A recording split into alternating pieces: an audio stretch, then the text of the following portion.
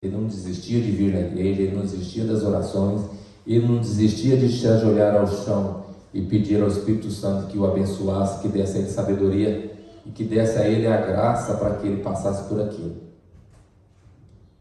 Muitas das vezes a gente vê que pessoas têm o conhecimento da palavra de Deus, sabem das verdades e se deixam levar por pequenas coisas que ouvem ou acontecem em suas vidas e deixam cair. Não vou dizer que é falha da pessoa, isso acontece sim, mas nós que estamos na igreja, nós devemos sempre estar lembrando disso. A Bíblia própria nos fala que Satanás é como um leão que fica nos rodeando. Ele fica nos rodeando, porque ao redor nosso está o anjo da guarda. Então Satanás fica longe rodeando, porque ao redor está o seu anjo da guarda. Então nós devemos estar sempre ali preparados, porque se um dia nós caímos, nós recordamos disso, que nós não devemos nos afastar de Deus, porque se nós nos afastarmos dele, é muito difícil a gente depois reencontrar esse amor perdido. É muito difícil, mas que Deus sempre continua nos ajudando, né? Aí a gente vê também, depois no transpassar aí dos tempos de Paulo, ele, acho que foi o primeiro evento que teve na vida dele, que ele foi apedrejado. Ele estava pregando, não aceitaram a pregação de Paulo, ele foi apedrejado e foi tirado para fora da cidade, jogado como um morto. Todos achavam que ele estava falecido e morto, né? Mas pelo poder de Deus, ele não tinha morrido, levantou de novo. Desistiu? Não desistiu. Continuou seguindo a sua caminhada, pregando, levando o evangelho.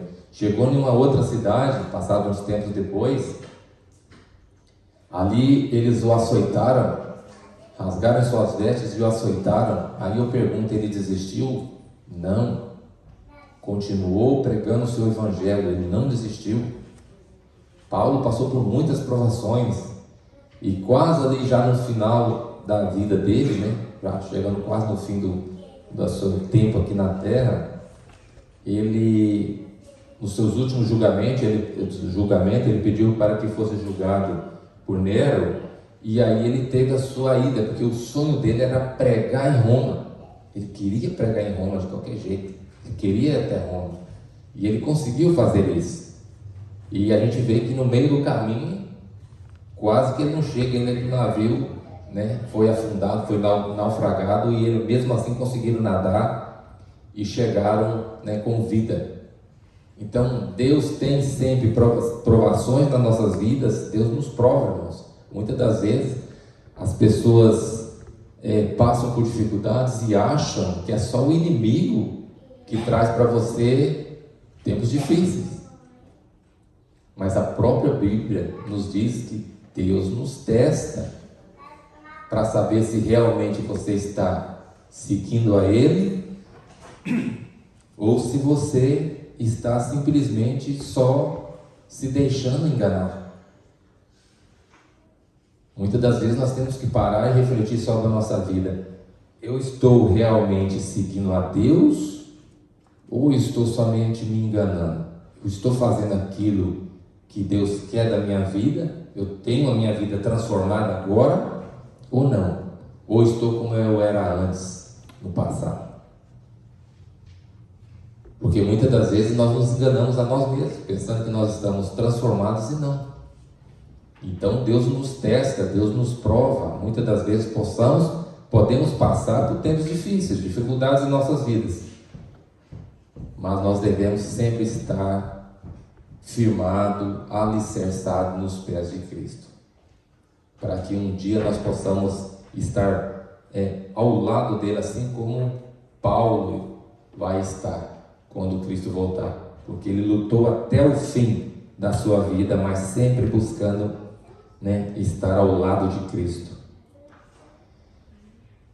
Ele também nos deixou um grande exemplo que está em Filipenses 3, de 7 a 8. Vamos ali um pouco à frente, Filipenses, de onde nós estávamos. Filipenses 3, de 7 a 8.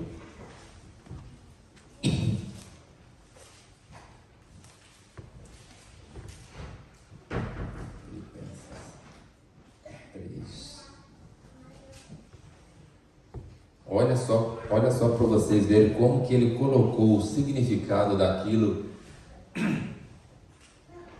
de que tanto nós buscamos para a nossa vida. Olha o que ele acha disso, o que ele achou da vida dele, da conversão. Isso sim é uma verdadeira conversão na vida.